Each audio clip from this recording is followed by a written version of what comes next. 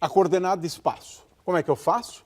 Eu pego um ponto da curva e considero esse ponto da curva como a origem. Eu sempre tenho que ter um ponto de origem do meu referencial.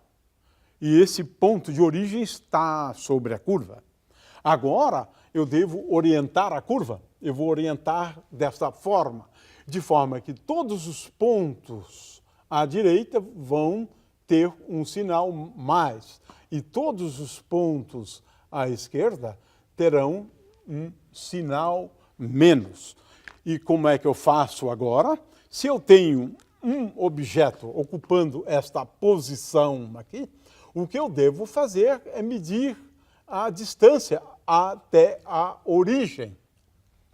Ora, a coordenada desse ponto, vamos chamar esse ponto aqui de P, a coordenada do ponto P é a coordenada S. S é igual a mais D. D é a distância desse ponto até a origem. Então, S é igual a mais D se esse ponto P estiver à direita da origem, de acordo com essa orientação. No entanto, se eu tiver um ponto aqui P', à esquerda, esta coordenada do ponto P', vamos chamá-la de S', é igual a menos D'. D' é a distância deste ponto P' até a origem. É assim que a gente introduz essas coordenadas, que são muito importantes quando a gente considera o movimento ao longo de uma curva. Então, eu tenho aqui a curva, o leito da rodovia, escolho um ponto como origem das coordenadas e agora oriento, de forma que os espaços à direita, nesse caso, têm coordenadas positivas.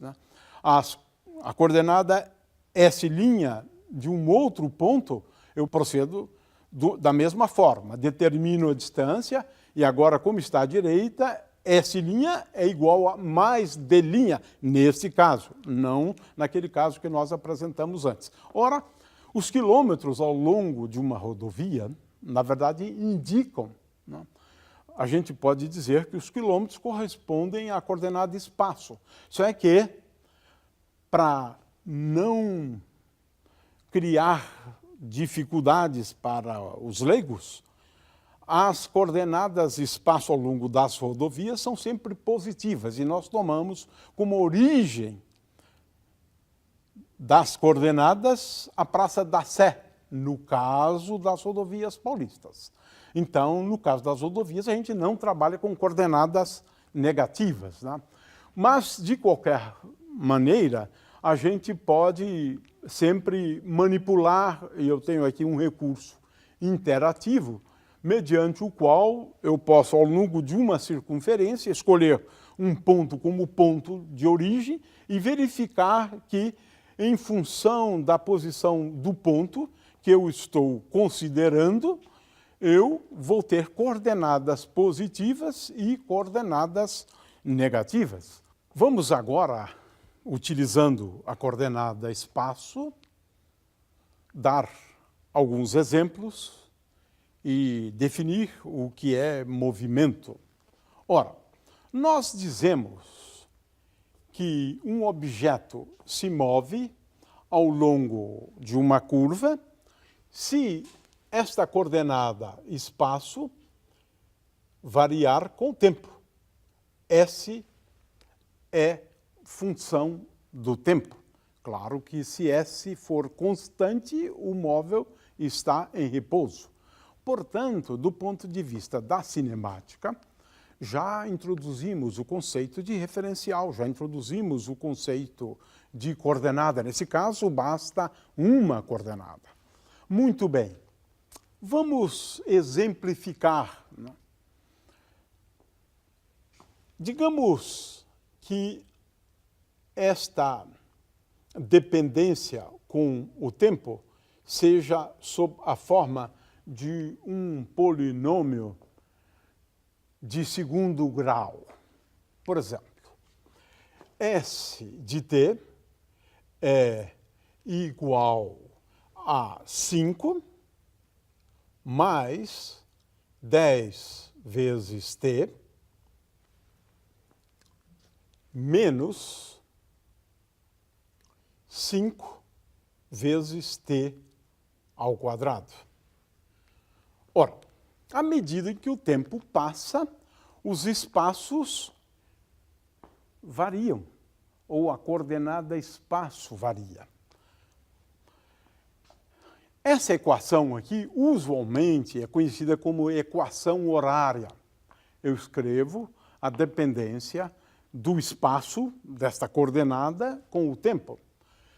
Uma outra coisa importante é que a gente, usualmente, considera sempre os tempos como sendo positivos. E agora, o nosso problema é de determinar para alguns instantes de tempo a posição da partícula, ou seja, a coordenada S, a coordenada espaço. Por exemplo, podemos considerar tempos positivos e também tempos iguais a zero. Ou seja, começamos a contar o tempo, usualmente, no instante de tempo t igual a zero. Vamos determinar, por exemplo, o espaço, a coordenada espaço, no instante de tempo t igual a zero. S de t igual a zero, usualmente nós denominamos de S0, espaço inicial. No instante de tempo t igual a zero, a partícula estava num ponto caracterizado por essa coordenada. Então, neste caso, S0 é igual a 5. A partícula estava neste ponto. Ou seja, se nós considerarmos aqui este movimento ao longo desta curva, a origem está sendo considerada como sendo este ponto, eu orientei os eixos para cá. Isso significa que no instante de tempo igual a zero, a partícula está a 5 metros. Digamos que eu utilize aqui o metros. Né? Então, 5 metros. Né? 5 metros. Ora, vamos considerar um outro instante de tempo, que vamos denominá-lo de T1. Usualmente designamos o espaço num instante de tempo T1 como sendo S de T1. Digamos que T1 seja igual a 1 segundo. O tempo aqui vamos considerar como sendo o segundo.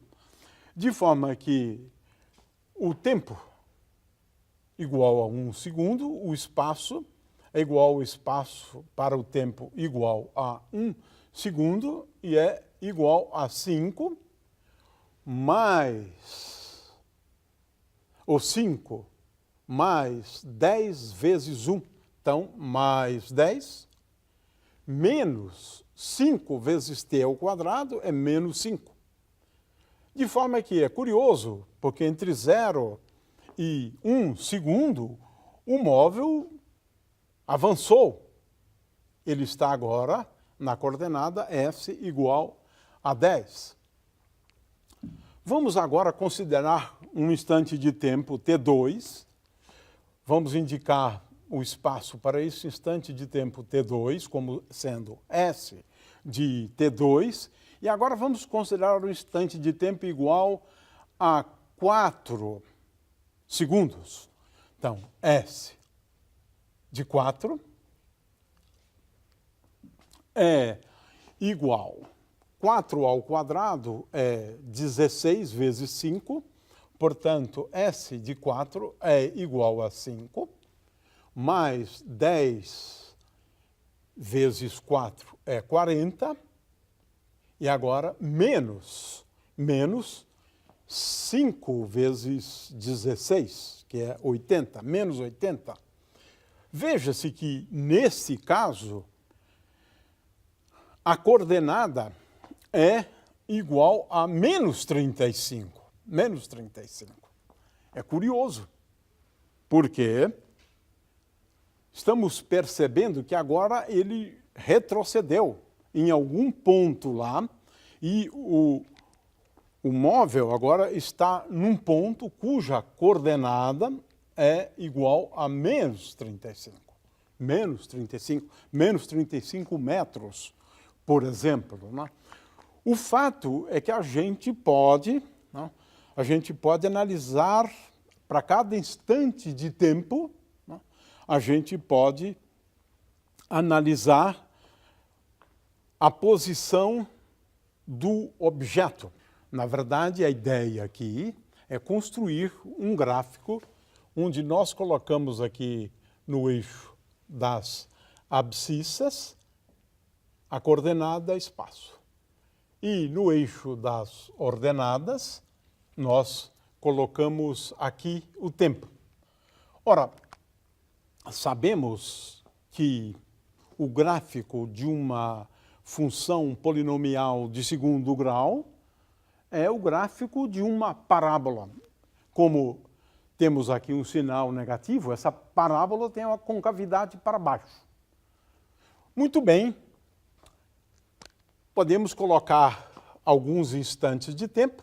No instante de tempo S, t igual a 0, S é igual a 5. Esse é um ponto do nosso gráfico. E começamos por aqui. Né? De forma que podemos agora imaginar uma parábola. E este ponto aqui é o ponto de coordenada S máxima. Ou seja, a coordenada é máxima neste ponto. Ora, neste caso, o instante de tempo para o qual essa coordenada aqui é máxima é um instante de tempo t igual a 1 segundo. Ora, o que acontece, então, é o seguinte: o móvel aumenta as coordenadas até um instante de tempo, t igual a 1 segundo, quando essa coordenada é igual a 10, e agora ele retrocede. Ele retrocede, diminui os espaços à medida em que o tempo passa. Quando nós consideramos aqui um instante de tempo t igual a 4 segundos, essa coordenada aqui é igual a menos 35. Menos 35. Ou seja, muitas vezes é útil fazer uso de gráficos no estudo do movimento. É claro que aqui a gente não completou, na realidade, a parábola, porque, como dissemos antes, a gente não leva em conta os instantes de tempo negativos. Isso aqui é apenas uma questão de convenção.